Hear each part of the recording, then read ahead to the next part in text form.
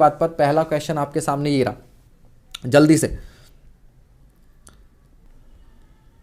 तो इसका जो फॉर्मूला था हमारे पास, फॉर्मूला ये था कि जो फैक्टर ऑफ सेफ्टी था वो था आपके पास C R square theta upon W into D, और दूसरा फॉर्मूला था हमारे पास C R theta plus N sigma ten phi और अपॉन में सिग्मा टी। तो कहीं पर एजम्पशन नहीं है इसके अभी, लेकिन हम इससे कह सकते हैं कि जब फैक्टर ऑफ सेफ्टी कोहेसिव के लिए भी लिया गया है और जब फैक्टर ऑफ सेफ्टी ये भी लिया गया है, तो इसका जो आंसर होना चाहिए वो आपका सी फाई सॉइली होना चाहिए। ये आंसर इसका क्या है, गलत है।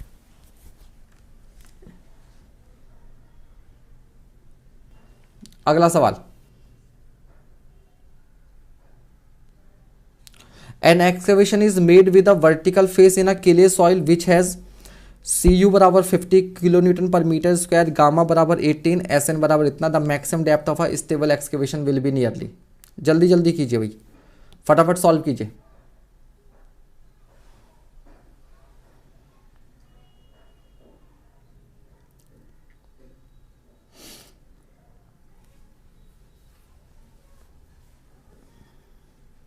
आया आंसर?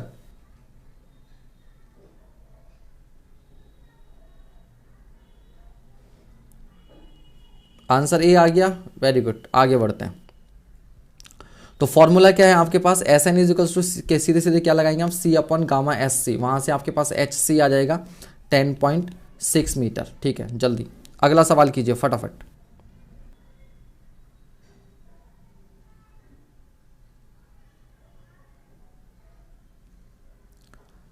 बिना कैलकुलेटर के सॉल्व कीजिए, हाथों हाथ। ठीक है, बिना कैलकुलेटर के सॉल्व कीजिए।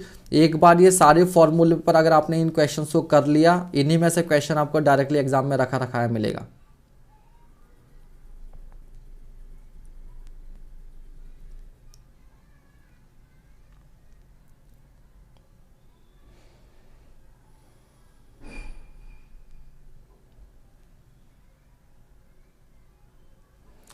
A cut is to be made in clay for which the cohesion is 30 kilo newton पर स्क्वायर मीटर। कोहेसन आपको दे रखा है C and negligible friction angle, तो फाई को आप क्या ले सकते हैं, 0।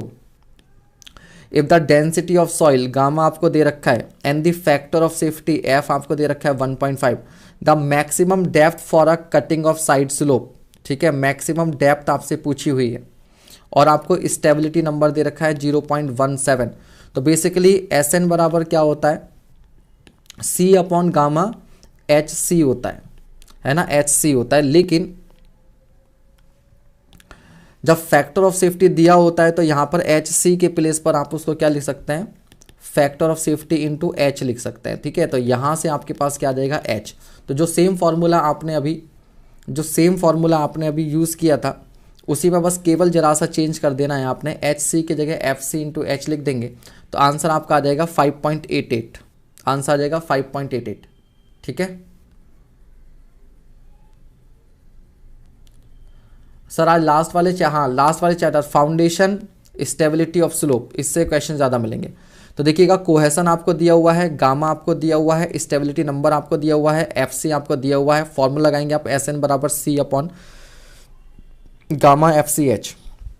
ठीक है, तो फैक्टर क्या होता था आपके पास, ये होता था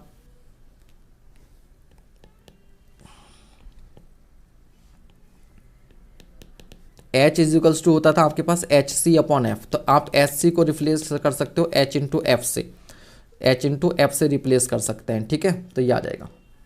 अगला सवाल,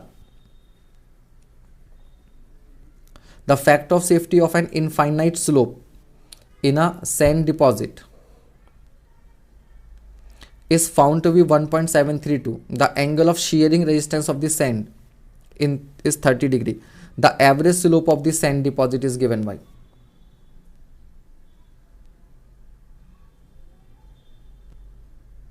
1/0.17।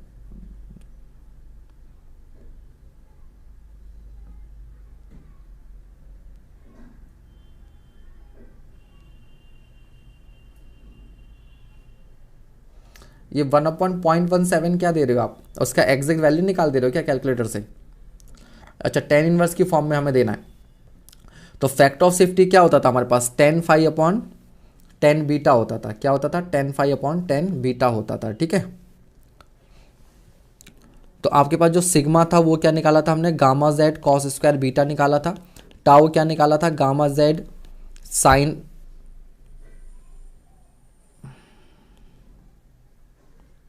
Gamma Z cos square beta था। ये क्या था? Gamma Z sine beta cos beta था। ठीक है, gamma Z sine beta cos beta था। कहाँ पर? अगर आपके पास कोई स्लोप है इस तरीके से बीटा एंगल पर, तो जो किसी भी प्लेन पर, यहाँ पर आपके पास क्या था? ये नॉर्मल स्ट्रेस थी सिग्मा एन, और जो शेयर स्ट्रेस थी आपके पास टाउ ये थी। अब ये जो वैल्यूज लग रही थी, जो स्ट्रेसेस लग रही थी, वो आपके पास एक इस इंक्लाइंड एरिया पर लग रही थी। ये वाला बी एरिया लिया था और ये अंदर बी था, और ये अंदर की ओर क्या था? जो लेंथ थी वो 1 थी। तो हमारे पास जो एरिया था वो ये ए था। ये सारी की सारी स्ट्रेस इस एरिया पे लग रही थी। तो हमारे पास एरिया क्या था? एरिया था बी इंटू 1 का। एरिया क्या था बच्चे? बी इंटू 1 का था हमारे पास। ठीक है, तो स्ट्रेसेस, अब आपको मालूम था कि जो फैक्टर ऑफ सेफ्टी आप लेंगे, फैक्टर ऑफ सेफ्टी वो क्या लेंगे? स्ट्रेंथ अपॉन, ठीक है, या कि आप इसको अगर मैं स्ट्रेंथ ले लूँ, ठीक है, टाउ नॉट अपॉन टाउ, तो टाउ नॉट जो होगा वो आपके पास यही है कि ये टाउ फेलियर। तो टाउ फेलियर हमारे पास क्या होता था? थोड़ा सा हल्का सा बैकग्राउंड दे रहा हूँ बस। ठीक है, तो हमारे पास टाउ फेलियर क्या होता था? सिग्मा 10 फाई और प्लस सी। ठीक है, ये तो आपके पास स्ट्रेंथ हो गई, और अपन टाउ की वैल्यू जो हो जाएगी वो कितनी आ जाएगी आपके पास? Gamma Z sine beta cos beta, gamma Z sine beta cos beta. तो ये हमारे पास क्या एक बेसिक फॉर्मूला है। अब इसमें आप अगर केवल क्या कहते हैं सैंड है तो सी की वैल्यू 0 कर देंगे, और सिग्मा की वैल्यू उठा के ये वाली यहाँ पर पुट कर देंगे, तो आपके पास फैक्टर ऑफ सेफ्टी का फॉर्मूला आ जाएगा। अगर प्योरली कोहेसिव सॉइल है तो ये वाली वैल्यू 0 हो जाएगी, सी अपॉन फॉर्मूला आ जाएगा। ठीक है, और अगर C5 सॉइल है तब तो आपके पास यही फॉर्मूला रहेगा। तो इतना सा जो है वो ज़्यादा इसका, इतना जो है वो मेन इसका क्या है आपका बेसिक है। ठीक है, इसी पर पूरा चैप्टर जो है ये बेस्ड है। अगला सवाल, अगला सवाल जल्दी से कीजिए फटाफट।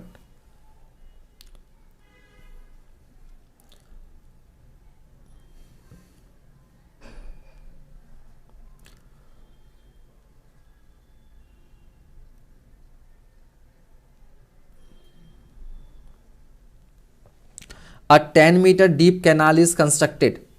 तो यानी कि अगर 10 मीटर डीप कैनाल आप कंस्ट्रक्ट कर दे तो 10 मीटर गहरा गड्ढा खोदोगे। Is constructed in purely cohesive soil having C इतना, फाई 0, जी दे रखा है, ई दे रखा है, स्टेबिलिटी नंबर आपको दे रखा है। In a canal running in full condition, running in full condition यानी कि आपने पूरा फुल 10 मीटर लेंथ को जो है वो यूटिलाइज करना है। The factor of safety with respect to cohesion against failure of side slopes will be.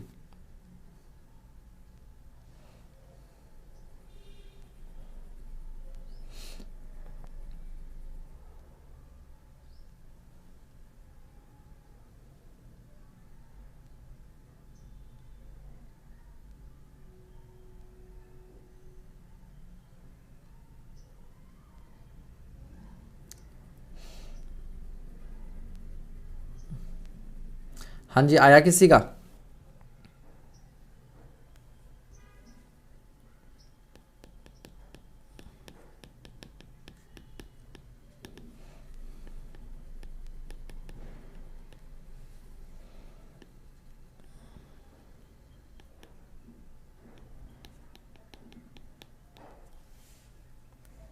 हाँ जी, जल्दी जल्दी बताइए, किसी का आंसर आया? आंसर आ रहा है आपका ए। अब यहाँ पर ध्यान दीजिएगा, अब यहाँ पर ध्यान दीजिएगा, आपके पास फॉर्मूला क्या है? S N is equals to, factor of safety दिया हुआ है आपको, in the factor of safety with respect to cohesion, यही तो निकालना है। तो एस एन बराबर आप क्या लगाएंगे? अगेन सी अपॉन गामा एच सी होता था। तो आपको ये बताया था कि अगर फैक्टर ऑफ सेफ्टी है तो आप इसको क्या रिप्लेस कर देंगे? Gamma F C into H से रिप्लेस कर देंगे। ठीक है, तो C upon gamma H F C. अब यहाँ पे क्या है कि आपके पास स्टेबिलिटी नंबर आपको दिया हुआ है, आपको कोहेसन भी दिया हुआ है, ठीक है, एच भी आपको दिया हुआ है, फैक्टर ऑफ सेफ्टी आपको फाइंड आउट करना है, but gamma is not given. Gamma के लिए आपको डेटा दिया हुआ है, तो गामा क्या लें, गामा कौन सा कंसिडर करेंगे आप लोग? तो याद रखिएगा गामा सैचुरेटेड निकालेंगे। गामा सैचुरेटेड क्यों निकालेंगे इस फॉर्मूले में? क्योंकि ये क्या लिखा हुआ है, इस वर्ड को पकड़िएगा, रनिंग इन फुल कंडीशन।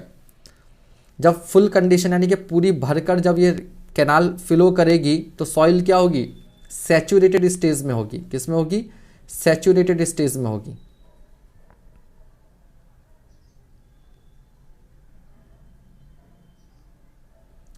ठीक है।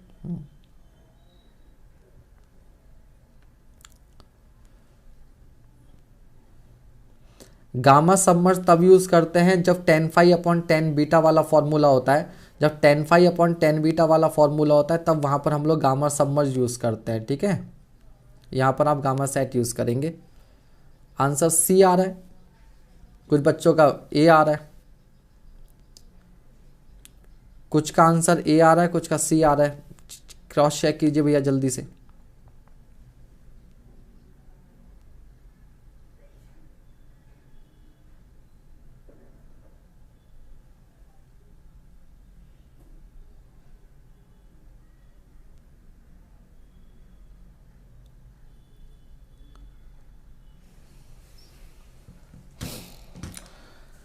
जल्दी से चेक कीजिए।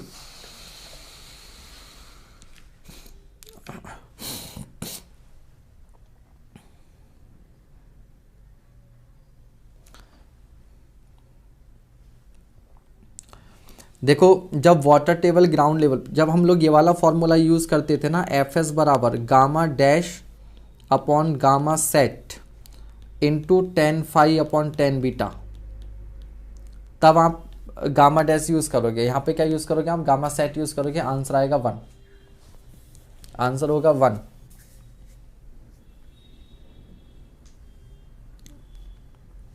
Next question.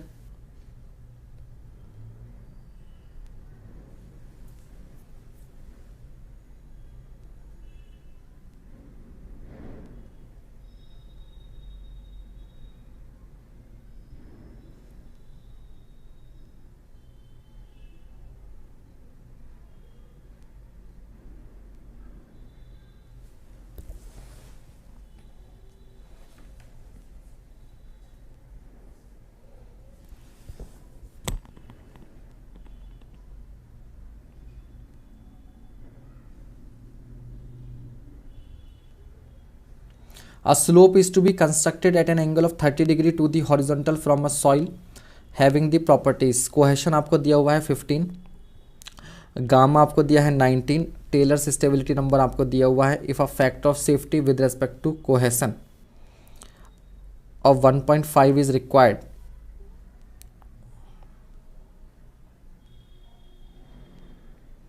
ठीक है, बीटा आपको दे रखा है 30 डिग्री।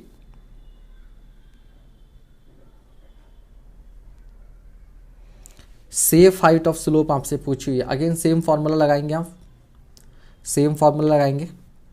क्या लगा देंगे, S N is equals to C upon gamma. S C होता था बट फैक्टर ऑफ सेफ्टी दिया हुआ है इसलिए आप क्या लगा देंगे, सी अपॉन गामा। एफ एच लगा देंगे। सब कुछ आपको मालूम है, एस एन आपको दिया है, सी आपको दिया है, गामा आपको दिया हुआ है और फैक्टर ऑफ सेफ्टी भी आपको दिया हुआ है।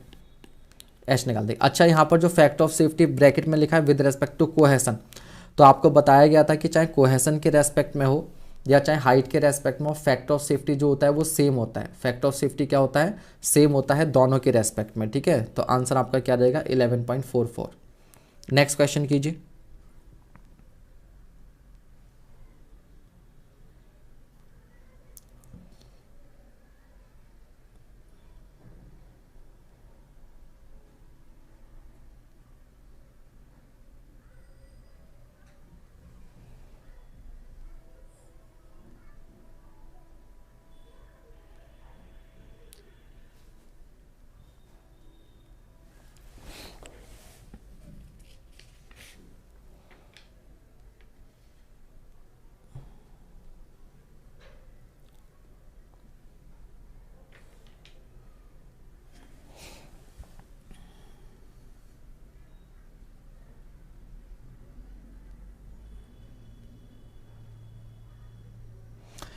अच्छा एक सेकेंड और एक बात आप ध्यान अभी 1 मिनट इधर ध्यान दीजिएगा। अभी कुछ बच्चे कह रहे थे कि जो कैनाल वाला सवाल था हमारा, जिसमें वाटर यहाँ तक फिल करके फ्लो कर रहा है, तो सर इसमें आपने गामा सैचुरेटेड क्यों लिया, गामा सबमर्ज क्यों लिया? ठीक है, तो मैं आपके इस डाउट पर दिमाग लगा रहा था कि क्या हमें गामा सबमर्ज यहाँ पे लेना चाहिए। तो आप समझिएगा ध्यान से और बताइएगा कि क्या मेरा सोचना सही है यहाँ पर। देखो बेटा, गामा सबमर्ज कब लेते थे कि जब हमारा ये एक स्लोप होता था, ये स्लोप है और इस स्लोप के अंदर ही, आप लोग सब एक सेकेंड तक ध्यान दीजिएगा और मुझे बताइएगा क्या मैं सही सोच रहा हूँ। कि मान लीजिए भाई ये स्लोप है और ये मान लो सॉइल है, ये आपके पास सॉलिड, ये सॉलिड ग्राउंड है, ठीक है, और इसके ऊपर ये सॉइल है, ये क्या है, सॉइल है। तो हम जब गामा सबमर्ज वाला केस लेते थे वो कब लेते थे, जब इस सॉइल में इस प्लेन के पैरेलल क्या होती थी, सीपेज होती थी। इस प्लेन के पैरेलल क्या होती थी, सीपेज होती थी, ठीक है। तो इस सीपेज की वजह से क्या होता था, जो सॉइल आती थी वो सॉइल इस प्लेन पर नीचे की ओर इस तरह से स्लिप करती थी। कैसे, इस तरह से स्लिप करती थी, ठीक है, तब हम इसको लेते थे। बट यहां पर जो केस होगा तो वो जो किले है, क्योंकि ये तो कैनाल बना दी, यहां से मिट्टी तो मैंने निकाल दी, यहां से मिट्टी निकाल दी, इसकी जगह पानी भर दिया। अब ये जब लॉन्गिट्यूडनल डायरेक्शन में जाएगा, मतलब लॉन्गिट्यूडनल स्लोप होगा तो पानी तो आगे की ओर फ्लो कर रहा है, तो ये किले जो फेल करेगी, जिसकी हम बात कर रहे हैं, वो आगे की ओर फ्लो करेगी, मतलब लॉन्गिट्यूडनल डायरेक्शन में वो इस तरीके से फ्लो करेगी, फेल होगी, या ये किले की टेंडेंसी क्या होगी, इधर अंदर की ओर आने की होगी, इस तरीके से। और यहां पर पानी का सीपेज जो है वो किले में से नहीं हो रहा है, बल्कि ये जो कैनाल है इसका पानी जब ये किले में को जाएगा तो ये साइड वाली जो सॉइल है वो सैचुरेटेड हो जाएगी, ठीक है। इसलिए हमें यहां पर कौन सा कंडीशन यूज करना चाहिए, गामा सबमर्ज या गामा सैचुरेट, इस बात पे सोचिएगा, इस बात पे सोचिएगा, ठीक है। तो जो मैं गामा सैचुरेट ले रहा हूं वो ये वजह है कि यहां से जब सीपेज होगी साइड वाली सॉइल में, किले में, तो वो सैचुरेटेड हो जाएगी। यहां पर ये वाला केस नहीं है कि एक इंक्लाइन प्लेन है और उस इंक्लाइन प्लेन में ये जो सॉइल है ये नीचे की तरफ आने की टेंडेंसी इसकी है और इसमें सीपेज भी हो रही है। तो बेसिकली क्या होता था, जब इंक्लाइन प्लेन पर ये वाला केस होता था, जब इंक्लाइन प्लेन पर ये वाला केस होता था तो इसमें क्या होता था, नीचे की ओर लगता था आपके पास mg साइन थीटा और यहां लगता था आपके पास mg कॉस थीटा। तो उस सबमर्ज्ड वेट की वजह से यहां पर ये इफेक्टिव वेट क्या होता था, चेंज होता था, ठीक है। So in an infinite slope of clay at a depth of 5 metre has cohesion of 1 ton पर metre square and unit weight of इतना, देन द स्टेबिलिटी नंबर। ये तो तुरंत आप कर देंगे।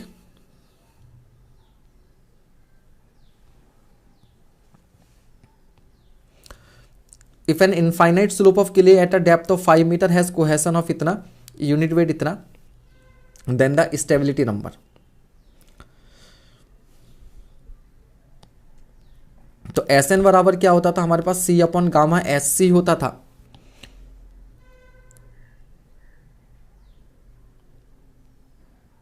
अब इन्होंने ये तो बोला नहीं है कि ये क्रिटिकल डेप्थ है और ना फैक्टर ऑफ सेफ्टी दिया हुआ है, तो आप क्या मानोगे भैया, इसी को क्रिटिकल डेप्थ मान के चलो, यानी कि फैक्टर ऑफ सेफ्टी यहां पर 1 रखकर आप लोग ये करेंगे, ठीक है। तो Sn इजिकल्स टू क्या हो जाएगा, C अपॉन गामा SC हो जाएगा, ठीक है। तो आपका आंसर जो आ जाएगा वो 0.1 आ जाएगा। अगला सवाल, ये तो डायरेक्टली स्ट्रेट फॉरवर्ड है। An infinite slope is inclined at angle I and has its angle of internal friction phi, the stability number is। ठीक है, बस यहाँ पे इन्होंने क्या कर दिया यार, बीटा को बीटा ना लिखकर आई लिख दिया, तो क्या प्रॉब्लम है, कर देंगे हम लोग सी, ठीक है। क्या बताया था आपको, cos square beta into tan beta minus tan phi, यही आपका स्टेबिलिटी नंबर था, ठीक है, सी आंसर। अगला सवाल, ये भी straightforward direct formula based है, तुरंत कर देंगे आप लोग। The radius of friction circle used in slope stability analysis with circular failure surface with radius R in soil having shear strength parameter. तो आर बराबर क्या होता था, कैपिटल आर साइन फाई होता था, बट इन्होंने क्या कर दिया, सर्कुलर फेलियर सरफेस की रेडियस को ही स्मॉल आर मान लिया, तो मान लो हम इसे बोल देंगे आर डैश, और यहाँ पर क्या आ जाएगा आपके पास आर आ जाएगा, ठीक है आर आ जाएगा, तो क्या हो जाएगा ये आर साइन फाई हो जाएगा। अगला सवाल,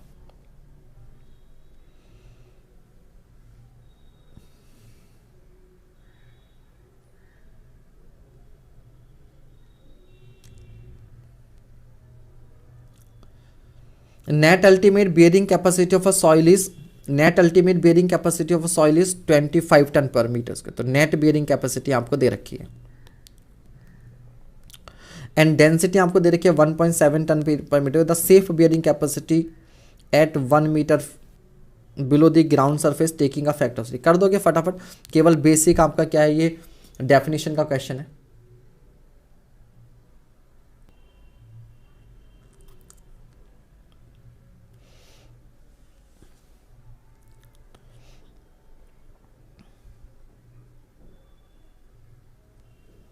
तो सेफ बियरिंग कैपेसिटी आंसर आ गया आप लोगों का, बहुत बढ़िया। सेफ बियरिंग कैपेसिटी क्या होती थी आपके पास, क्यू नेट सेफ निकालते थे हम लोग, नेट सेफ बियरिंग कैपेसिटी में वापसी से क्या कर देते थे गामा डी एफ ऐड कर देते थे। तो नेट जो बियरिंग कैपेसिटी दे रखी है आपको वो 25 दे रखी है, उसको फैक्टर ऑफ सेफ्टी से डिवाइड करेंगे आप लोग, जो कि कितना है 2.5 है, तो आपको नेट सेफ बियरिंग कैपेसिटी मिल जाएगी 2.5, और प्लस गामा डी एफ आपको दे रखा है 1.7, और डेप्थ दे रखी है आपके पास 1, ठीक है, तो 11.7 इज द आंसर, बिल्कुल सही जवाब आप लोगों का, बहुत बढ़िया। अगला सवाल,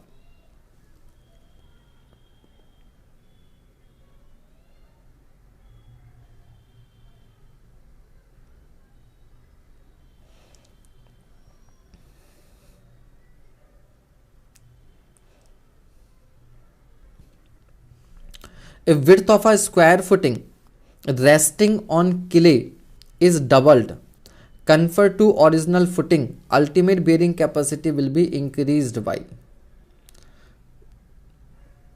ठीक है भाई, बताइए।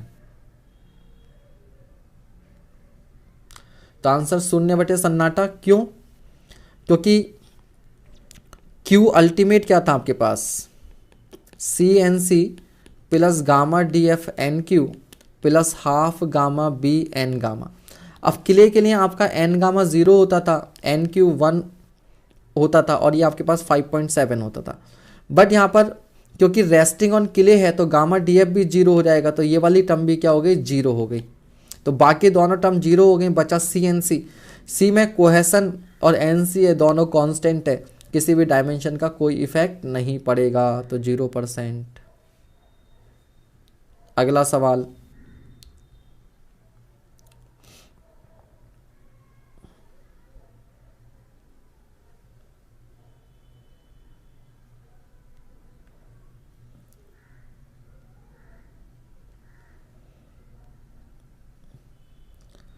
The net ultimate bearing capacity of a purely cohesive soil. अब यहां पर क्या कर दिया उसने, नेट अल्टीमेट कर दिया, तो नेट अल्टीमेट के लिए क्या लिखेंगे, CNC तो था ही, प्लस यहाँ था gamma D F N Q, और इसमें से गामा डी एफ हम लोग क्या करेंगे माइनस करेंगे, तो यहाँ क्या हो जाएगा आपके पास बचेगा N Q minus 1 gamma D F और plus half gamma B N gamma. अब भैया किसकी बात कर रहा है, क्ले है क्या कोहेसिव, तो ये 0 हो गया, 1 माइनस 1 ये भी 0 हो गया, बचा CNC। तो अगेन क्या हो गया, is independent of both the width and depth of the footing, ठीक है। तो अगर अल्टीमेट को 0 करना है तो फुटिंग को क्या कर दो, ग्राउंड सरफेस के ऊपर रख दो, तो DF 0 हो जाएगा, और अगर ये नहीं बताना है तो नेट अल्टीमेट की बात कर लेगा, तो NQ माइनस 1, तो ये ऐसे 0 हो जाएगा, ठीक है, दोनों ही केसेस में, ठीक है। अगला सवाल, बेटा एग्जाम में मत करना ये बिना सवाल देके ही, कई बार होता है ऐसा कि सवाल जो हम समझ रहे होते हैं वो नहीं होता है।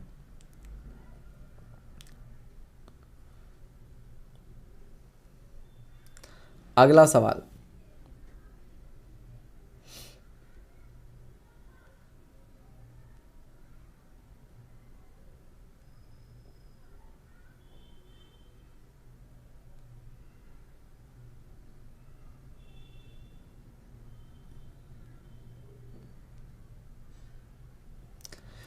In a plate load test on a sandy soil, the test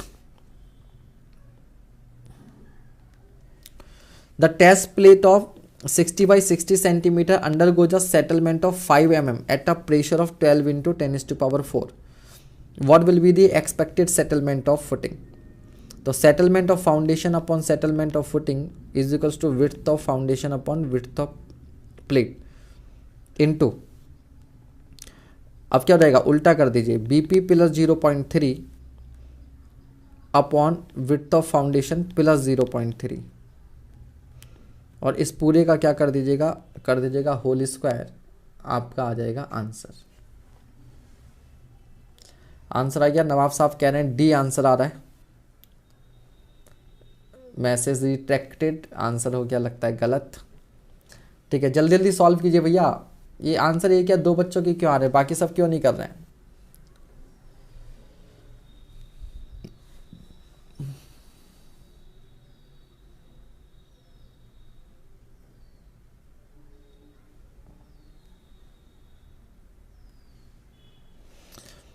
बेटा यहाँ पर ये बाहर जो होता है ये width of foundation width of plate होता है, अंदर जो होता है ये यहाँ पर उल्टा होता है, बीपी और नीचे वीएफ होता है। ठीक है, ये अंदर उल्टा होता है, यही फॉर्मूले को याद करने का तरीका है। ठीक है, सॉल्व कर रहे हैं, वेरी गुड।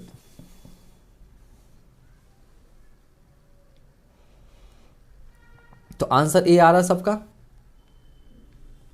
सचिन कह रहे हैं बाकी सब एग्जाम नहीं भैया, कर रहे हैं सब, कैलकुलेशन में समय लगता है सबको। चलिए, तो आंसर जो है मेरे ख्याल से सभी का ए जो है वो आ गया है, वेरी गुड। मयंक बेटा भैया ये सवाल क्यों स्किप करेगा यार, सीधे सीधे फॉर्मूला, अगर ये सवाल भी स्किप कर दे तो यही तो नंबर दिलाएंगे, यही तो नंबर दिलाएंगे, समझ गए?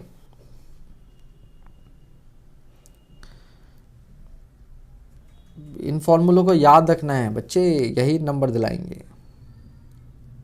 स्किप नहीं करना है। फॉर्मूले याद रखो, अगले 4-5 दिन में फॉर्मूले रटो, तभी तो मैं कह रहा हूँ सेल्फ स्टडी पे टाइम दो और फॉर्मूलों को लिख लिख कर देखो, क्योंकि एग्जाम में जो क्वेश्चंस आएंगे वो डायरेक्टली फॉर्मूला बेस्ड होंगे, बहुत ज़्यादा डिफिकल्ट क्वेश्चंस नहीं होंगे।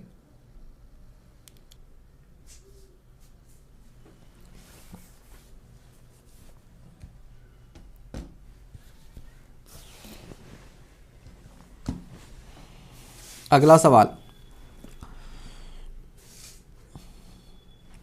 The ultimate bearing capacity of soil is 300 kiloton पर metre square.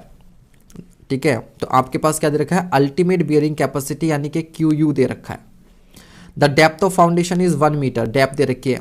Unit weight of soil दे रखी है। Choosing a factor of safety of 2.5, the net safe bearing capacity. Again ये भी क्या है, डेफिनेशन बेस्ड है, सभी ने कर दिया होगा। तो इसके लिए आप क्या करते हैं, पहले क्यू नेट अल्टीमेट निकालते हैं। वो क्या करते हैं, क्यू अल्टीमेट में से गामा डीएफ को माइनस कर देते हैं, और गामा डीएफ माइनस करने के बाद जो बचेगा उसको आप क्या कर देंगे, फैक्टर ऑफ सेफ्टी से डिवाइड करेंगे, तो आपके पास क्या रहेगा, क्यू नेट सेफ आ जाएगा। और अगर क्यू सेफ निकालना होता तो क्यू नेट सेफ में दोबारा से क्या कर देते, गामा डीएफ ऐड कर देते, बट हमसे नेट सेफ ही पूछ रखा है, तो गामा डीएफ ऐड करने की जरूरत यहाँ पर नहीं पड़ेगी। आंसर आपका बिल्कुल सही है, जिनका भी 112 आ रहा है। ठीक है, अगला सवाल। अब देखिए सवाल कितना इंपॉर्टेंट है। ठीक है, 2 footings, 1 circular and the other square, 1 circular and the other square are found on the surface of a purely cohesionless soil. ठीक है, तो बेटा कोहेशनलेस होगा तो पहली टर्म CNC 0 हो गई। Diameter of the circular footing and width of square footing is the same. Ratio of ultimate bearing capacity of circular to square footing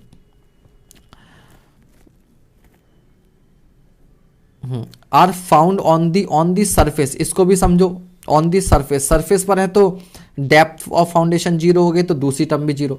तो बेटा पहली भी 0, दूसरी भी 0, तो बची आखिरी टर्म। आखिरी टर्म में अब पहले क्या बोला है इसने, सर्कुलर टू स्क्वायर।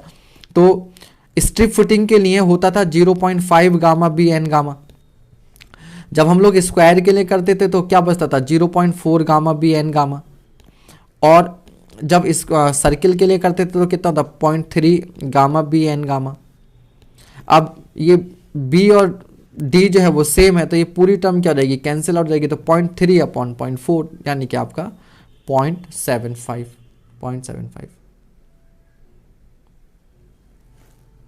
अगला सवाल,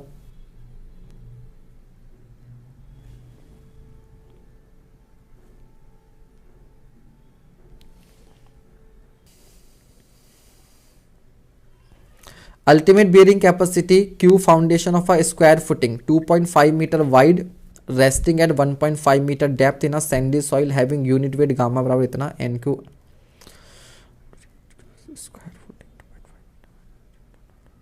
सारा तो कुछ दे रखा है, बस इसमें तो सीधे सीधे फॉर्मूला लगाना है आपने। Q अल्टीमेट पूछा है ना, नेट अल्टीमेट तो नहीं पूछा, ये पढ़ लेना। अल्टीमेट बियरिंग कैपेसिटी तो CNC plus gamma DF NQ plus half gamma B N gamma, ये हमारे पास होता था। बट स्क्वायर फुटिंग है, तो स्क्वायर फुटिंग के लिए हम लोग क्या कर देंगे, ये जो पहली टर्म हो जाएगी इसमें भैया 1.3 आ जाएगा, और आखिरी टर्म जो हाफ होती थी यानी कि 0.5 उसकी जगह क्या हो जाएगा, थोड़ा सा उसे बढ़ा दो और इसको थोड़ा सा कम कर दो, तो 0.4 गामा बी एन गामा। सारी वैल्यूज़ आपको दी हुई हैं, वैल्यूज़ पुट कीजिए, आंसर आ जाएगा। और सैंडी सॉइल है तो जो और बढ़िया हो गया आपके पास पहली टर्म, तो वैसे ही 0 हो गई, नहीं भी करते तो अभी कोई फ़र्क नहीं पड़ने वाला था, ठीक है। तो आंसर आपका आ गया होगा। 512 MB नहीं आ रहा बेटा इसका आंसर, सॉल्व कीजिए फटाफट। याद रखिएगा फैक्टर ऑफ सेफ्टी भी लगाना है बाद में, फैक्टर ऑफ सेफ्टी भी दे रखा है 3, ठीक है, फैक्टर ऑफ सेफ्टी के साथ बताना है।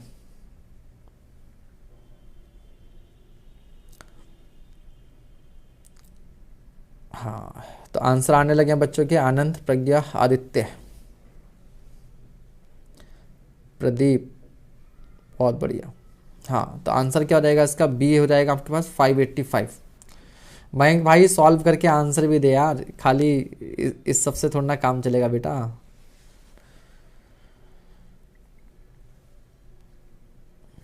अगला सवाल, the gross bearing capacity of a footing is 450 kilo newton पर metre square. Gross bearing capacity दे रखी है। If the footing is 1.5 metre wide at a depth of 1 metre in clay soil with unit weight इतना, the net bearing capacity, अब इसमें तो कुछ करना ही नहीं है आपने, फटाफट आ जाएगा। क्या कर देंगे, ग्रॉस में से गामा DF माइनस कर देंगे तो नेट आ जाएगा, ठीक है, नेट आ जाएगा। नेट बियरिंग कैपेसिटी के लिए क्या करेंगे, ग्रॉस में से गामा DF माइनस कर देंगे। अगला सवाल,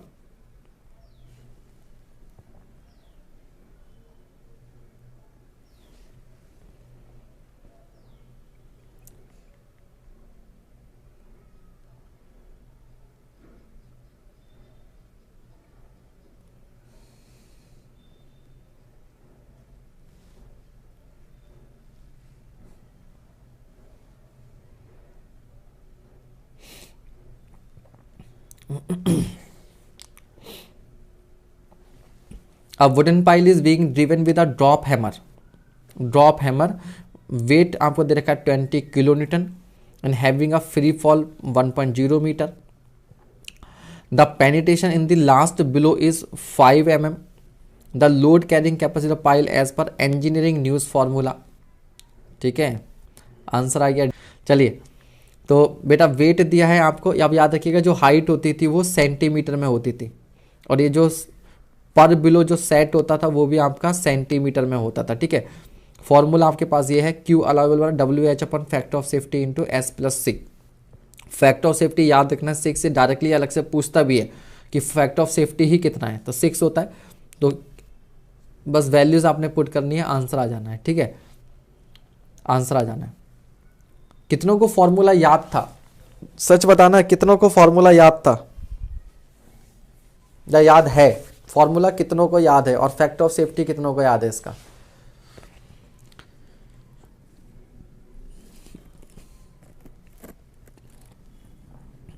याद रखिएगा एग्ज़ाम मुश्किल नहीं होगा, लेकिन एक ही दिन में लगभग 15 सब्जेक्ट एक ही दिन में, उन सब के फॉर्मूले और सारी चीज़ें वो याद रहना वो ज़्यादा इम्पॉर्टेंट है।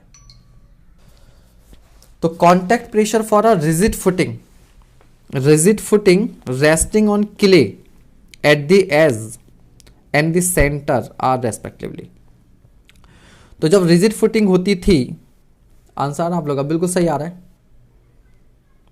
हाँ, तो रिजिड फुटिंग में क्या होता था आपके पास कि जो डिस्प्लेसमेंट होता था वो आपका क्या होता था, सेम होता था, प्रेशर आपका वेरी करता था। अब याद रखिएगा आप बस एक शेप ये वाली याद रख लो चाहे तो, कि जब सैंड पर आपकी रिजिड फुटिंग होती थी तो ये वाला डायग्राम बनता था प्रेशर का। ठीक है, तो इसमें क्या होता था, यहां पर मैक्सिमम होता था और एजेस पर 0 होता था, लेकिन यहां पर वैसा नहीं होता था। ठीक है, किस पर, किले पर बोला है ना, किले पर। तो किले पर जो आपका डायग्राम है वो आपके पास ये वाला डायग्राम होता था।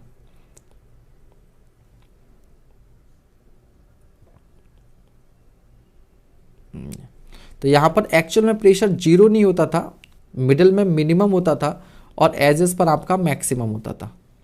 अब यहां पर एज पहले लिखा हुआ है और सेंटर बाद में लिखा हुआ है।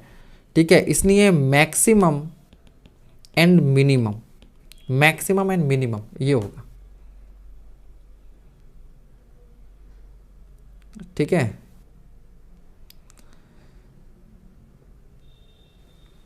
सर इसकी शेप याद करने के लिए कुछ बताइए।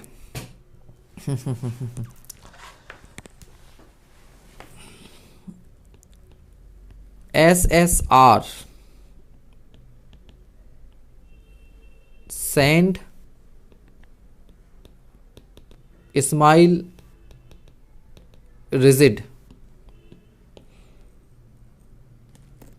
Sand smile rigid. अब पहली बात ये समझो कि अगर रिजिड फाउंडेशन है तो रिजिड के नीचे बेटा डिस्प्लेसमेंट तो हर जगह सेम होता है, और रिजिड के नीचे डिस्प्लेसमेंट तो क्या होता है, हर जगह सेम होता है, चाहे वो किले हो चाहे वो आपके पास सैंड हो, तो प्रेशर वेरी करेगा। ठीक है, अब SSR सैंड स्माइल, तो मुस्कुरा दिए। तो यहां से क्या हो गया कि सेंटर पर जो प्रेशर हो गया वो मैक्सिमम हो गया और एस पर क्या हो गया, 0 हो गया। ये एक केस याद हो गया। अब ये हो गया SSR सैंड के लिए। अब जब सैंड के लिए हो गया तो किले के लिए जब बनाएंगे तो बस आपने इतना ध्यान रखना है, किले के लिए उल्टा डायग्राम बनेगा। यहां पर बस इतना ध्यान रखिएगा कि वैल्यू जो 0 होती थी वो केवल इस केस में 0 होगी, यहां पर 0 नहीं होगी। ठीक है, तो यहां पर उल्टा हो जाएगा, यहां मैक्सिमम हो जाएगा और यहां मिनिमम हो जाएगा, मैक्सिमम मिनिमम हो जाएगा।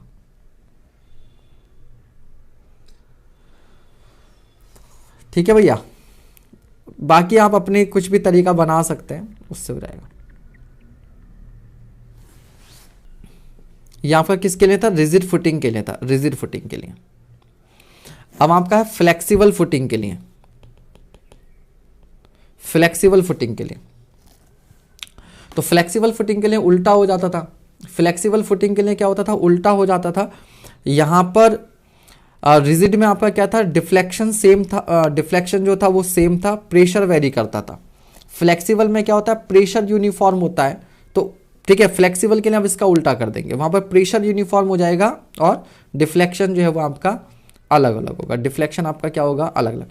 तो ये डायग्राम किले के लिए था ना, ये डायग्राम किले के लिए था। तो फ्लेक्सिबल फुटिंग का जब हम लोग किले के लिए डायग्राम बनाएंगे डिफ्लेक्शन का, तो वो ऐसा होता था, इस तरीके से,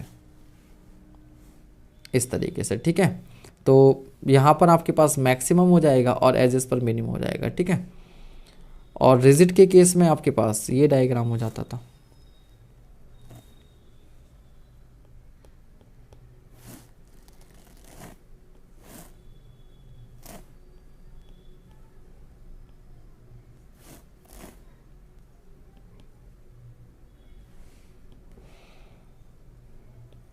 क्रॉस चलेगा, क्रॉस।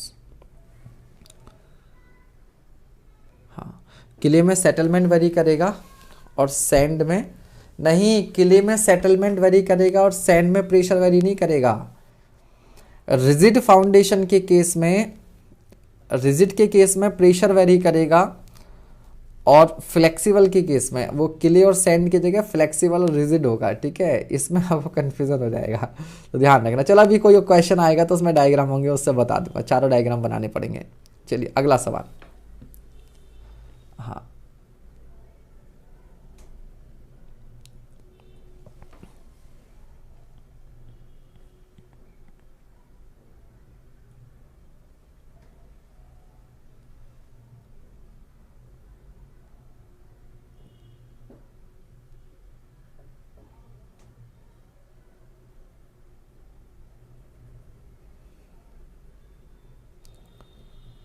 हाँ मतलब जिसको जैसा समझ में आया वैसे, क्योंकि बहुत कंफ्यूजिंग होता है, 4 केसेस होते हैं, तो जिसने जैसा याद कर रखा है वैसे ही करिए आप, बिल्कुल बस आंसर सही आना चाहिए। ठीक है, ऑब्जेक्टिव पेपर है, उसे कुछ फर्क नहीं पड़ता आपने कैसे किया, आंसर सही होना चाहिए, दैट्स मोर इंपॉर्टेंट।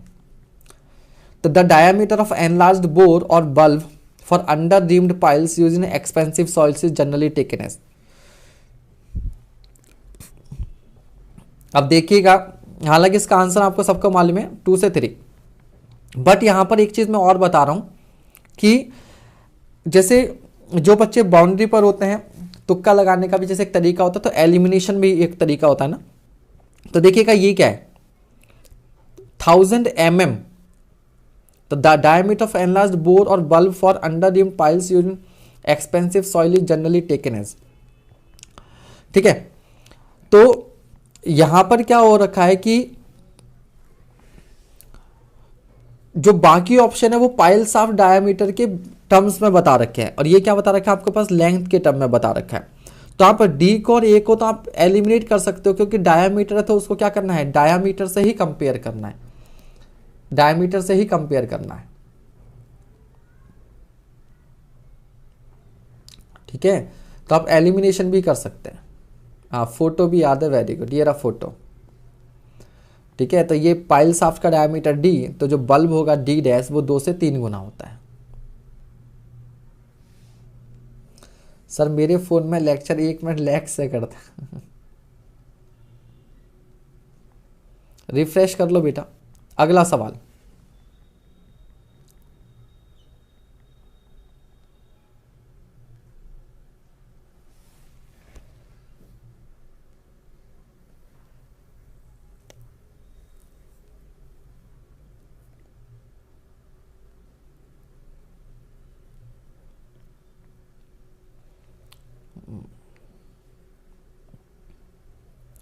जल्दी से सॉल्व कीजिए।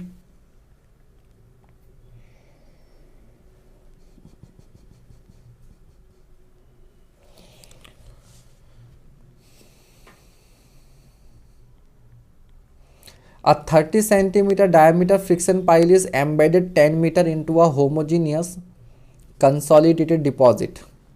Unit cohesion developed between clay and pile shaft is 4 ton per meter square and adhesion factor is 0.7. The safe load for safety. तो भैया फ्रिक्शन पाइल है, तो फ्रिक्शन पाइल का मतलब क्या है, एंड बेयरिंग को कंसीडर नहीं करेंगे, एंड बेयरिंग को कंसीडर नहीं करेंगे। ठीक है, मैंने बोला था कि आप कोई फॉर्मूला रटिए मत, अपना फॉर्मूला बनाइए खुद से। तो Q base A base plus Q surface a surface, simple सा इतना फॉर्मूला मैंने आपको बताया था। बाकी जितने भी फॉर्मूले होते हैं इसी पर बेस्ड होते हैं। ठीक है, अब क्योंकि फ्रिक्शन पाइल है तो ये तो खत्म हो गया। अब ये क्यू सरफेस कितना लेते थे, तो ये होता था अल्फा टाइम्स जो कोहेशन होता था वो, और सरफेस एरिया, सिंपल सा फैक्टर, इससे कीजिए आपका आंसर आ जाएगा। सरफेस एरिया कितना होता था, तो वो होता था भैया 2 पाई आर एल, 2 पाई आर एल या पाई डी एल या पाई डी एल। ठीक है, अब बस ये फॉर्मूला याद करिए, बाकी सारे फॉर्मूले इसी से बना दीजिए। अगर बेसिक अंडरस्टैंडिंग है तो इसमें और फॉर्मूले याद करने की आपको ज़रूरत नहीं पड़ेगी। आंसर आपका आ रहा होगा 10.55। Very good. अगला सवाल, पाई D L.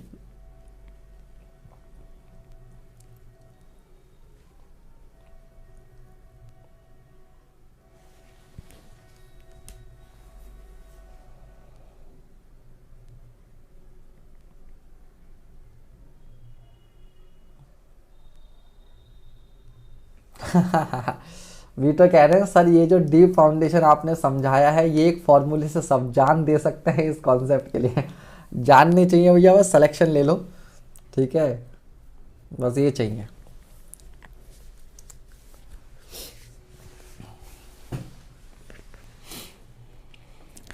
Square pipe of section 30 centimetre by 30 centimetre and length.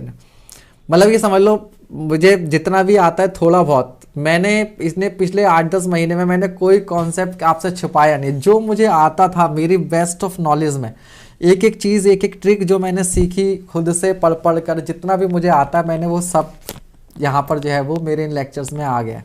हालांकि और सीख रहा हूँ, और होपफुली एक आध साल में और ऐसे रहा तो सब कुछ सीख जाऊँगा।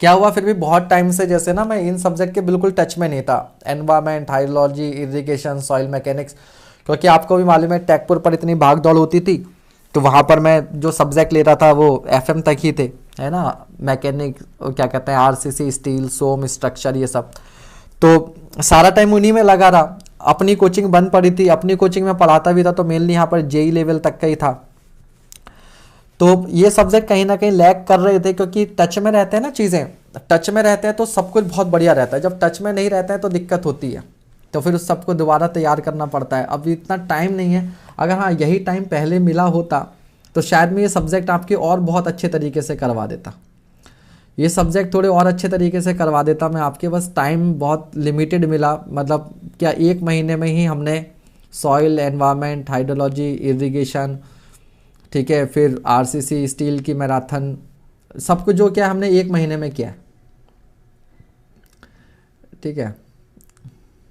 हाँ अब नहीं छोड़ूंगा इन सब्जेक्ट को, अब टच में बना के रखूंगा और इन पर थोड़ी सी रिसर्च करूंगा, मेहनत करूंगा, है ना, तो थोड़ा सा और अच्छा हो जाएगा।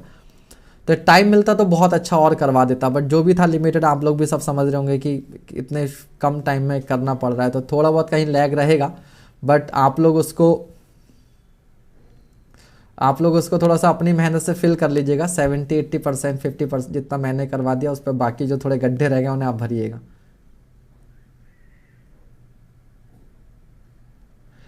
आप किसी भी स्टूडेंट से पूछ लो, सबके दिल की एक तमन्ना है, सिर्फ एक टीचर हो जो सब पढ़ा दे, ऐसा आज तक नहीं हुआ। अच्छा।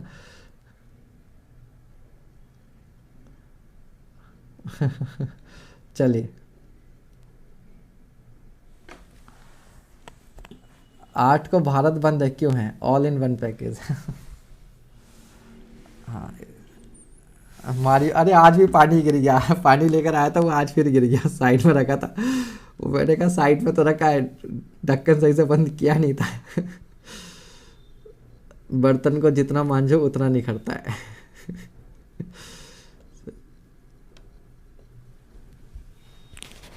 हाँ चलिए आगे बढ़ते हैं, ठीक है, तो ठीक है, ये सवाल कीजिए अब।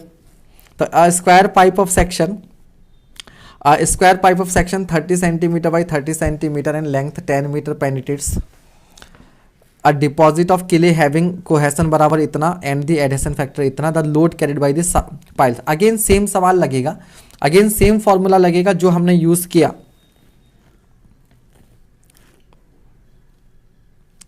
ठीक है, किले हैं आपके पास और एडिशन फैक्टर दिया हुआ है, और वैसे इसने कहीं पर भी ये नहीं बोला है कि ये एंड बियरिंग है या फ्रिक्शन पाइल है, लेकिन क्योंकि एंड बियरिंग का डेटा गिवन नहीं तो फ्रिक्शन पाइल ही मानकर चलेंगे, तो again Q S into A S लेके चलेंगे। क्यू एस कितना हो जाएगा, अल्फा सी हो जाएगा, और ये जो एरिया हो जाएगा, क्योंकि स्क्वायर सेक्शन है तो पेरीमीटर इंटू लेंथ, तो पेरीमीटर हो जाएगा 4b और लेंथ रहेगी ये, तो इससे आप क्या कर लेंगे, प्रॉब्लम सॉल्व कर लेंगे, ठीक है। उसका आंसर आ भी गया।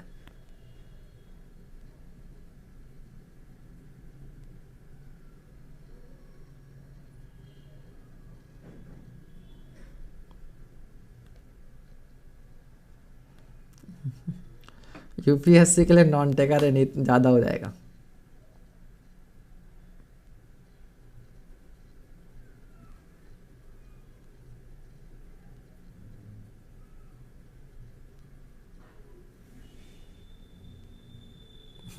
थैंक यू ब्रजेश जी। अगला सवाल, अगला सवाल,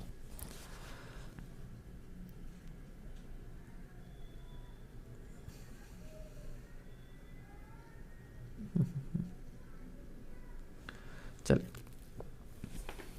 नेक्स्ट क्वेश्चन।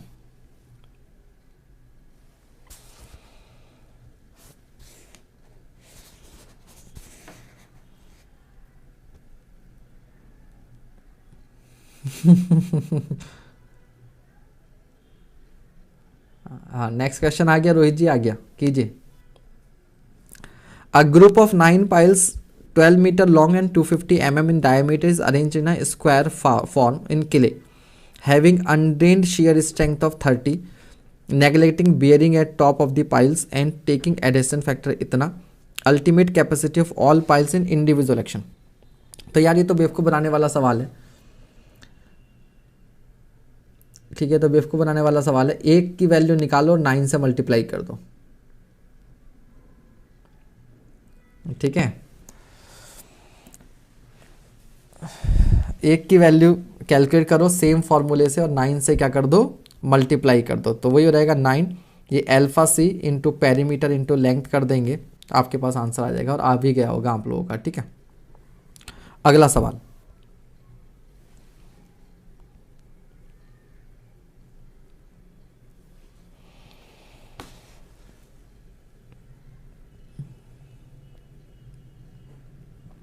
सर जी टेस्ट सीरीज के मार्क्स में एग्जाम के मार्क्स इतने ही आते हैं क्या? देखो बेटा टेस्ट सीरीज में हमेशा नंबर कम आते हैं, याद रखिएगा, टेस्ट सीरीज में हमेशा नंबर कम आते हैं। और ये आप मेरी बात मत सुनो, आप जितने टॉपर्स वगैरह उनके इंटरव्यू देख लेना, क्योंकि रियल एग्जाम हमेशा टेस्ट सीरीज से ईजी होता है। टेस्ट सीरीज वाले जनरली क्या करते हैं कि वो बच्चों के हिसाब से कम अपने हिसाब से पेपर ज़्यादा से बनाते हैं, ठीक है। तो इसलिए टेस्ट सीरीज अलग है, ये अलग है। टेस्ट सीरीज में कभी नंबर मत देखिए, टेस्ट सीरीज में रैंक देखिए कि आप बाकियों से कैसा परफॉर्म कर रहे हैं।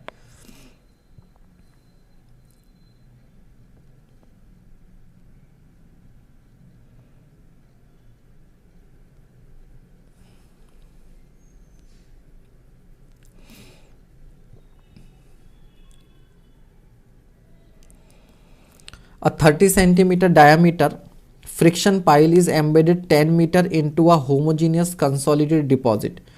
Unit adhesion developed between clay and pile. Shaft is 4 ton per meter square. C दे रखा है आपको, adhesion factor दे रखा है।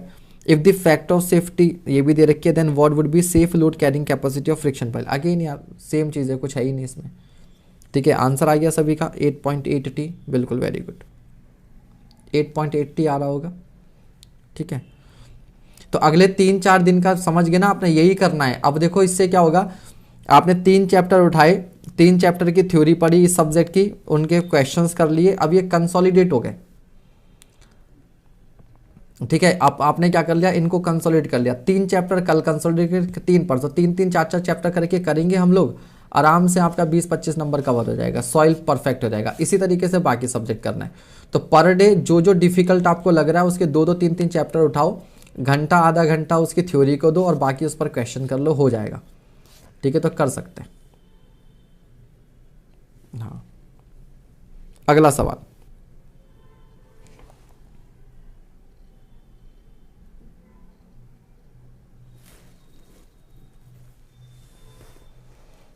बिल्कुल यही काम करना है, फॉर्मूले ही रटवाने हैं आपको। फॉर्मूला रटना भी है और उनको अप्लाई करना भी इम्पॉर्टेंट है कि उनको अप्लाई कैसे करना है।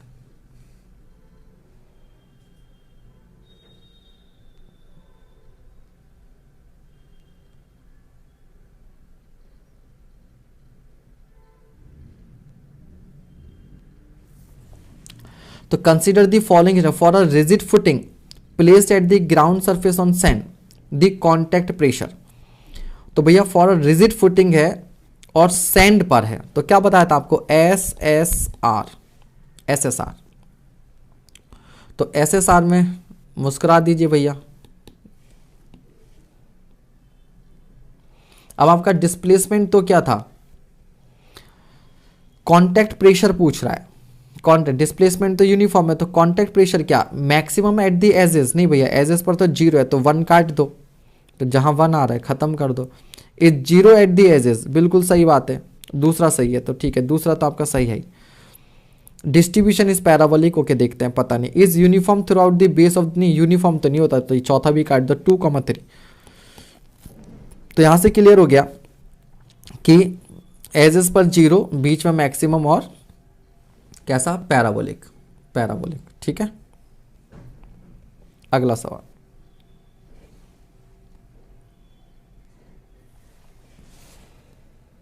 बिल्कुल सैंड स्माइल रिजिड, SSR याद रखिए। ये छोटे छोटे कॉन्सेप्ट ना एग्जाम में कभी कभी बड़े काम आ जाते हैं, 2-4 क्वेश्चन भी हमने एक्स्ट्रा बना दिए, वहीं पर गेम क्लियर हो जाता है।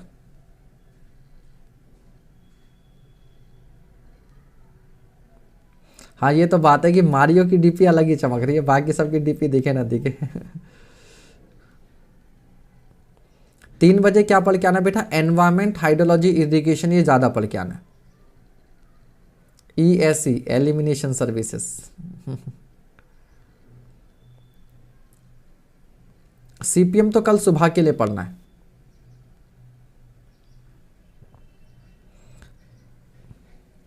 A sampling tube has an inner diameter of 80। सब डायग्राम बना दीजिए सभी के, मोहम्मद मुर्तजा कह रहे हैं। चलो इस सवाल के बाद देखते हैं, करते हैं। तो has an inner diameter of इतना, आउटर द एरिया रेशो, तो भैया बड़े के रेस्पेक्ट में छोटा, तो 88 का स्क्वायर माइनस 80 का स्क्वायर और अपॉन क्या 80 का स्क्वायर कर दीजिएगा। क्यों कर दीजिएगा? क्योंकि π/4 यहाँ भी आएगा, π/4 यहाँ भी आएगा, π/4 यहाँ भी आएगा, तो π/4 तो उड़ जाएगा, जैसे ये अपने आप उड़ गया। ठीक है बेटा। यतेंद्र जी एरिया रेशो कुछ है ही नहीं, एरिया रेशो है सिंपल सा outer ratio, outer area minus inner area upon inner area, बस ये outer area minus inner area upon inner area. ठीक है, इतना है। तो ये आउटर, देखो इनर एरिया में ही सैंपल जाता है, तो ये आउटर एरिया और जो इनर एरिया का जो डिफरेंस होता है वो सैंपलर की थिकनेस को बताता है। एक तरीके से क्या बताता है? सैंपलर की थिकनेस बताता है। जैसे ये है और ये है, अब ये जो थिकनेस होगी वो सैंपलर की थिकनेस को डिनोट करेगी एक तरीके से। तो इसकी वजह से सैंपल के क्या होता है? डिस्टर्ब होने के चांसेस ज़्यादा होते हैं। तो हमने क्या किया, ये π/4 आउटर डायमीटर का स्क्वायर माइनस π/4 इनर डायमीटर का स्क्वायर अपॉन π/4 इनर डायमीटर। अब π/4 चला जाएगा तो केवल ये बचेगा। इसलिए ये क्वेश्चन आया, ये एक ऐसा चैप्टर है जो जनरली हम लोग नेग्लेक्ट कर देते हैं, बट अगर इस चैप्टर के भी 1-2 क्वेश्चन एग्जाम में आ गए तो गड़बड़ हो जाती है। ठीक है, इसलिए ये कंसिडर किया आज इसको कि इसको आप कर लेंगे। अगला सवाल, और बहुत इजी क्वेश्चन रहेंगे एग्जाम में इसके, आएंगे बहुत इजी क्वेश्चन आ जाएंगे। हाँ, A+B इंटू A-B करने से इजी कैलकुलेशन ऊपर में, बिल्कुल सही बात है। A+B इंटू A-B लगाइए आप, मैं भी यही करता हूँ मैक्सिमम जगह पर।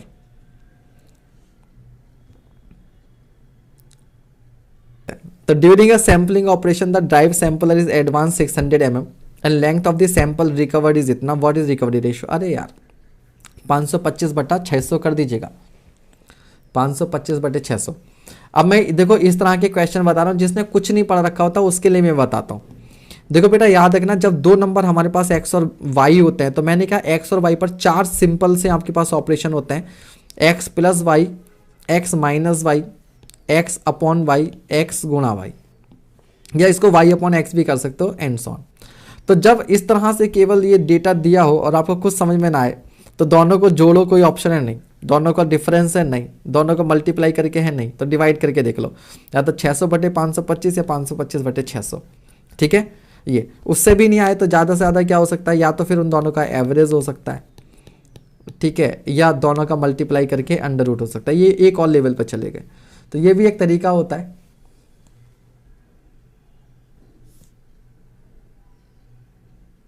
हाँ हाँ हाँ,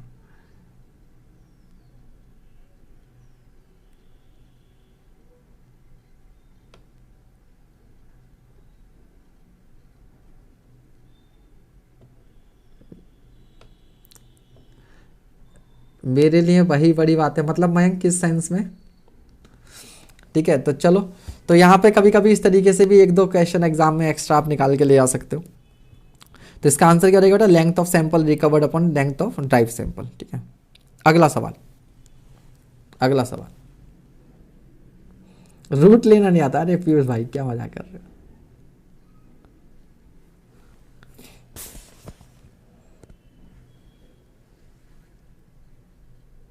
अच्छा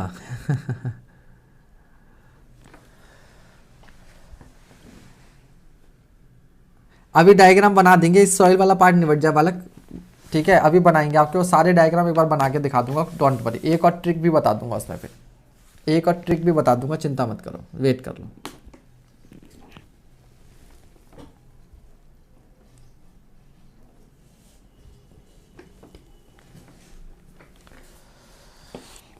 The range of n values for a very loose sand, very loose sand, C क्यों बता रहे हैं? वेरी लूज सैंड के लिए 0 से 4 होती है, लूज के लिए 4 से 10 होती है, मीडियम के लिए 10 से 30 और डेंस के लिए 30 से 50।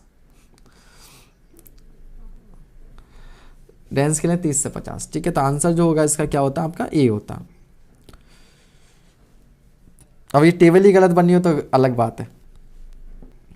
अगला सवाल, which type of stabilization will be the best for black cotton soil? तो ब्लैक कॉटन सॉइल के लिए, ब्लैक कॉटन सॉइल के लिए कौन सा स्टेबलाइजेशन करेंगे?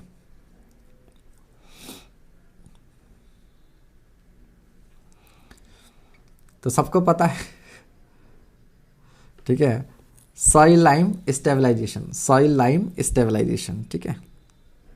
हाँ चलिए, तो सॉइल के क्वेश्चंस खत्म हो गए, तो एक रिक्वेस्ट है आपकी, तो उसको करते हैं हम लोग। तो बेटा देखो क्या होता है कि पहले हम बनाएंगे यहां पर किले और यहां बनाएंगे सैंड, ठीक है। यहां आपकी फुटिंग हो जाएगी फ्लेक्सिबल और यहां फुटिंग हो जाएगी रिजिड, ठीक है, रिजिड। अब ध्यान दीजिएगा, कोशिश करेंगे कि ये कॉन्सेप्ट फिर अब आप कभी ना भूलो, आज इसको आप ऐसा पढ़ लो, ठीक है, इस तरह से ही बनाइए। अब सैंड पर पहले एसएसआर वाला कॉन्सेप्ट लगाते हैं। पहली बात तो रिजिड फुटिंग है, तो रिजिड फुटिंग में क्या होगा आपके पास? डिस्प्लेसमेंट सेम रहेगा, डिस्प्लेसमेंट क्या रहेगा? कांस्टेंट रहेगा। प्रेशर क्या रहेगा? वेरी करेगा, प्रेशर आपका क्या रहेगा? वेरिएबल। तो एसएसआर कॉन्सेप्ट लगाएंगे, ये आपके पास फुटिंग है, तो यहां पर ये आपने स्माइल बना दिया, ठीक है, ये हो गया। तो यहां पर प्रेशर मैक्सिमम और यहां 0। अब यहां पर आप फुटिंग बना दीजिए, तो यहां का उल्टा ग्राफ बनाएंगे, लेकिन ध्यान क्या रखना है आपने ग्राफ बनाते समय कि सेंटर पर 0 नहीं करना है, ठीक है। एक तरीके से ये भी कह लो कि 0 भी तो एक मिनिमम वैल्यू है, यहां मिनिमम यहां मैक्सिमम, तो यहां पर यहां मैक्सिमम और यहां मिनिमम। फर्क केवल इतना है कि यहां पर मिनिमम वैल्यू 0 है, यहां पर मिनिमम वैल्यू 0 नहीं है। इतना समझ में आ गया? इतना समझ में आ गया। अब फ्लेक्सिबल में क्या करेंगे? फ्लेक्सिबल में क्या करेंगे? उल्टा, ठीक है भैया, ये हो गया। इसका मतलब क्या है कि किले में जो डिफ्लेक्शन होता है वो सेंटर पर मैक्सिमम होता है,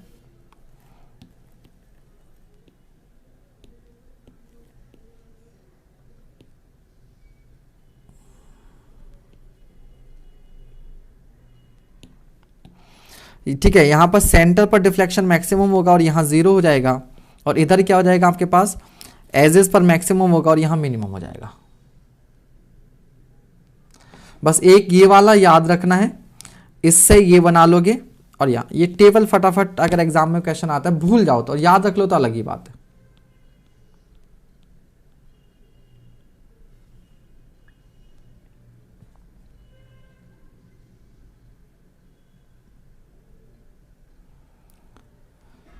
सर एक ठीक है, ये समझ, बफरिंग हो गई थी बेटा, ये वाला समझ में आ गया आपको? ये वाला समझ में आ गया? देखो रिजिड फाउंडेशन में डिफ्लेक्शन कांस्टेंट होता है, प्रेशर वेरी करता है। प्रेशर ये एसएसआर वाली टेक्निक से आप ये बना लेंगे, ये बना दिया। इसमें क्या हो गया? सेंटर पर मैक्सिमम और एजेस पर मिनिमम।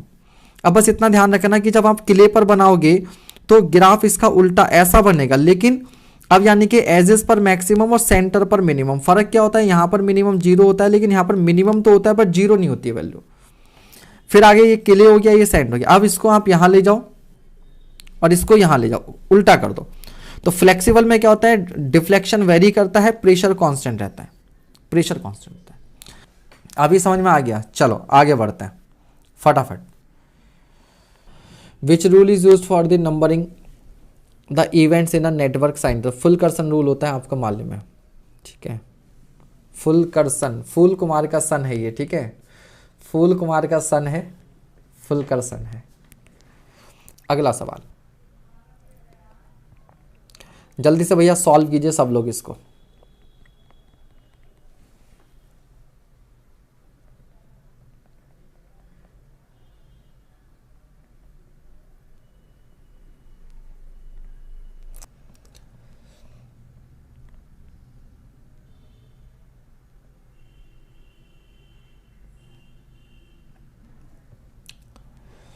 तो if the optimistic time, most likely time and pessimistic time, तो ऑप्टिमिस्टिक टाइम क्या होता है जब सब कुछ बढ़िया हो, है ना, आप बिल्कुल 100% सब कुछ परफेक्शन के साथ तो ऑप्टिमिस्टिक, सब कुछ निगेटिविटी के साथ तो पेसिमिस्टिक, और एवरेज तो एक्सपेक्टेड, मोस्ट लाइकली टाइम, है ना। तो दो एक्टिविटी हैं, दोनों के आपको टाइम जो है वो दे रखे हैं, तो आप क्या करेंगे, एक्सपेक्टेड टाइम का जो फॉर्मूला होता है ये होता है T0 + 4Tm + TP/6। तो वेटेड एवरेज जो होता है वो इसका होता है। अच्छा एक बात बताऊँ, लाइफ के लिए भी याद रखिएगा, ये जो CPM PERT है, ये जो CPM PERT है, ये बहुत रिसर्च हुई है इसके ऊपर, तब ये बनाए। ये भी क्या कहता है कि हद से ज़्यादा पेसिमिस्टिक जो होता है, हद से ज़्यादा निगेटिव, उसके चांसेस भी क्या है 1/6। 1/6 देख लो कितना होता है, what is 1/6? 1 / 6 is equals to 0.16। 0.16। तो आपके साथ लाइफ में बहुत ज़्यादा खराब होने के चांसेस कितने हैं, 0.16, और सब कुछ बहुत अच्छा होने के चांसेस भी कितना है, 0.16। लेकिन जो मोस्ट लाइकली है वो कितना है, 4/6, यानी कि 66, 0.666 यानी कि 67। और आपको मालूम है हमने जितनी भी प्रॉब्लम सॉल्व की हैं उनमें जो मैक्सिमम एफिशिएंसी आती थी, ये भी एक अजीब इत्तेफाक है कि 67% आती थी। यानी कि ना आप बहुत ज़्यादा पेसिमिस्टिक हो, ना आप बहुत ज़्यादा ऑप्टिमिस्टिक हो, अगर आप एवरेज पर भी ध्यान दें तो आप अपनी ज़िंदगी मैक्सिमम एफिशिएंसी पर जियोगे, आप अपनी ज़िंदगी मैक्सिमम एफिशिएंसी पर जियोगे, ठीक है। तो एग्ज़ाम में भी यही होता है, बहुत ज़्यादा, ठीक है, निगेटिव होके जाओगे तो उसके भी चांसेस इतने हैं, बहुत ज़्यादा पेसिमिस्टिक होके जाओगे, एवरेज चीज़ें आप करके जाओ अच्छे से, ठीक है। बहुत ख़राब प्रिपरेशन भी किसी की नहीं होती, बहुत अच्छी भी नहीं होती, एवरेज। तो हमें एवरेज प्रिपरेशन करनी है, maximum chances. Sir don't use calci divide, अरे टाइम बचाना है ना आप लोगों का टाइम बचाना है, मुझे क्या है, ठीक है। हाँ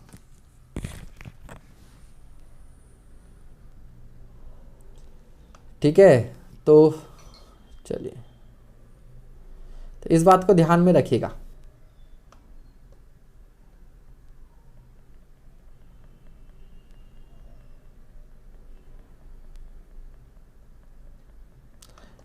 एवरेज स्टूडेंट चलो बिल्कुल भैया, एवरेज का ही ज़्यादा होता है, एवरेज स्टूडेंट हो सकता है, लेकिन वो एवरेज स्टूडेंट एवरेज चीज़ों को ठीक से करता रहे। एवरेज स्टूडेंट क्या करें, एवरेज चीज़ों को ठीक से करता रहे, तो पक्का सिलेक्शन लेके जाएगा, ठीक है, पक्का सिलेक्शन लेके जाएगा। चलिए तो भैया आप दोनों एक्टिविटीज़ के लिए क्या कर लेंगे, टाइम निकाल लेंगे, दोनों का बराबर आ रहा है, तो hence expected time of both the activity A and will be the same, ठीक है। चलो अगला सवाल,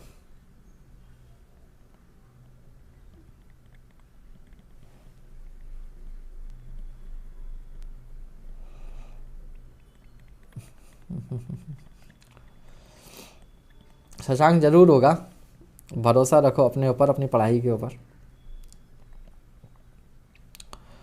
तो the standard deviation of the time of completion of an activity is given by, तो TP - T0/6, ठीक है, TP - T0/6, डी बिल्कुल सही, ठीक। तो टाइम हो गया आपका अभी 6 मिनट है। तो अब अगेन देखो, अब ये वही फिर वही स्टील RCC वही सब आ रहा है, तो ऐसा करते हैं, ये स्टील RCC तो खूब करवा दिया, कुछ बिल्डिंग मेटेरियल के क्वेश्चंस करवाते हैं पहले। ये सब वही रिपीटेड क्वेश्चंस होंगे, ऑलरेडी आप लोगों ने कर रखे, इसने बेटर है, हम कुछ अलग करते हैं अभी।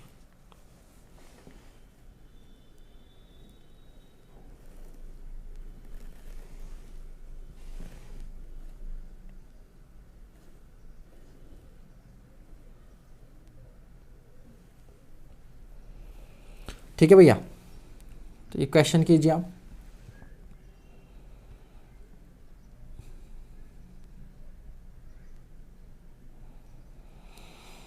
अब आप देख लो, खुद देख लीजिए कि हमारा कितना लगभग 2 घंटा हो चुका है और अभी हमने केवल सॉइल के और क्वेश्चन के और थोड़े से सीपीएम पार्ट के।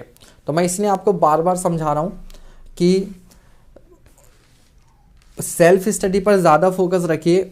ऑनलाइन आप समय देंगे तो आप कितने क्वेश्चन कर सकते हैं, कितनी चीज़ें कर सकते हैं। तो अब जो तरीका है वो यही है कि लिमिटेड चीज़ें ही हम ये 2 या 2.5 घंटे के सेशन में आपको करवा सकते हैं, लेकिन तरीका बता देंगे कि किस तरीके से करना है। स्टील आरसीसी बहुत करवा दिया आपको, स्टील आरसीसी जो है वो मैंने आपको बहुत करवा दिया। सोम स्ट्रक्चर बहुत करवाया हुआ है, उसको अब थोड़ा सा जो है वो कीजिए।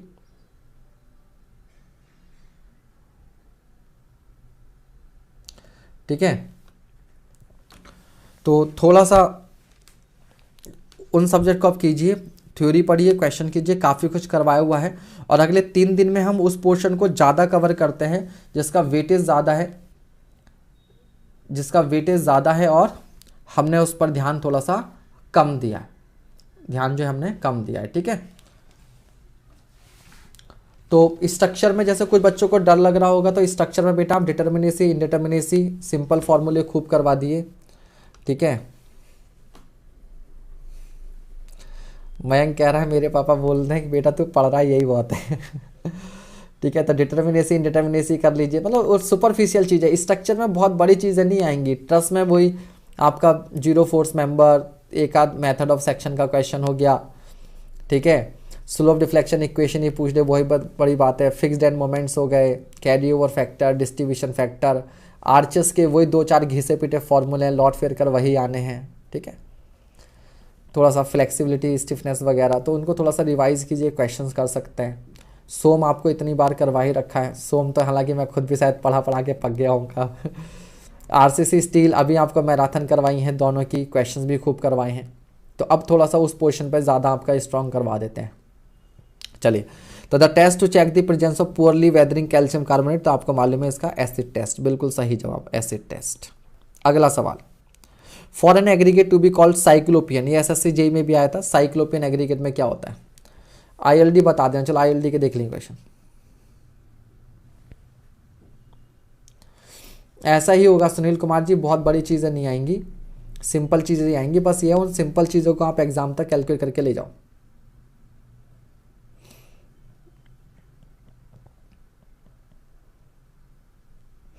तो बिल्कुल सही जवाब 75 mm, 75 mm है ना। 75 mm से बड़े पार्टिकल जो होते हैं उनको साइक्लोपियन बोलते हैं। अगला सवाल, in general which of the following has the highest porosity, तो इसका क्या होगा, लूज सैंड एंड ग्रेवल होगा, लूज सैंड एंड ग्रेवल होगा। ठीक है, इसमें वॉइड्स बहुत ज़्यादा भी होते हैं और बड़े भी होते हैं। अगला सवाल,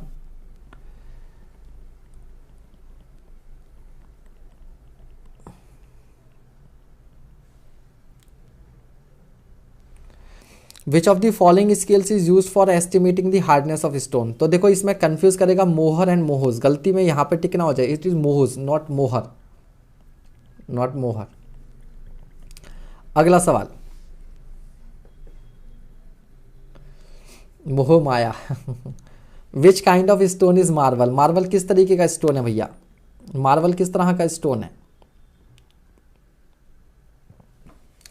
तो मार्बल जो है वो कैल्शियम कार्बोनेट के या लाइमस्टोन के आपका क्या होता है, कायांतरण से बनता है, तो मेटामॉर्फिक क्या हो जाएगा, मेटामॉर्फिक है ना। अगला सवाल, शेल किसका एग्जाम्पल है, र्यूडेसियस, एरेनेसियस, आर्जिलेसियस। तो बेटा ऐसे में ना जो हमें नहीं सुनना होता है उस पर तो हम वैसे भी नहीं जाते। तो आर्जिलेसियस सुना है, सिलिसियस सुना है, कैलकेरियस सुना है। ठीक है, तो आंसर क्या लगा दीजिएगा, आर्जिलेसियस लगा दीजिएगा। ये भी एक तरीका होता है, एग्जाम में याद रखिएगा। बहुत से बच्चे तुक्का लगाते हैं, तो ऐसी चीज़ पर लगाते थे जो कभी आज तक सुनी ही नहीं। अरे नहीं भाई, कम से कम आर्जिलेसियस का नाम सुना तो है, सुना तो है। अगला सवाल, petrology deals with the study of, petrology deals with the study of minerals, origin and characteristics of rocks, structure of earth, characteristics of petroleum product. अभी देखो जानबूझ कर दिया है पेट्रोलियम प्रोडक्ट, जबकि आपको मालूम है पेट्रोलॉजी जो होती है वो origin and characteristics of rocks से, ठीक है, रॉक्स। ये सवाल इंपॉर्टेंट क्वेश्चन है, ये सवाल इंपॉर्टेंट क्वेश्चन है क्योंकि ये रॉक्स के साथ साथ जियोलॉजी का भी क्वेश्चन है और इस बार आपसे एग्जाम में पूछा जा सकता है। ये क्वेश्चन इंपॉर्टेंट है। अनकन्फर्मिटी क्या होती है, अनकन्फर्मिटी क्या होती है? तो जनरली क्या होता है कि जो सेडिमेंट्री रॉक्स होती हैं उनमें डिपोजिशन के साइन मिलते हैं कि पहली लेयर, उसके बाद दूसरी लेयर, उसके बाद तीसरी लेयर। तो कुछ लेयर्स ऐसी भी होती हैं जो इरोजन या नॉन डिपोजिशन बताती है, मतलब वहां से सॉइल क्या हुई है, इरोड हुई है, इरोजन हुआ है, ठीक है, इरोजन हुआ है। तो अनकॉन्फॉर्मिटी जो होती है वो ऐसी ही एक लेयर होती है जहां से ये मालूम चलता है कि यहां पर पहले यहां तक रॉक थी और इसके बाद में यहां पर क्या हुआ था, इसका इरोजन हुआ था, ठीक है। अगला सवाल,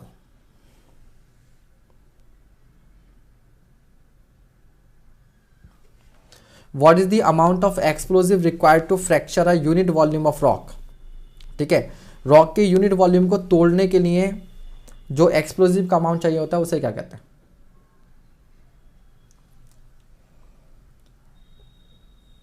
ठीक है, तो पाउडर फैक्टर, क्या बोलते हैं, पाउडर फैक्टर, पाउडर फैक्टर, ठीक है। इसके बाद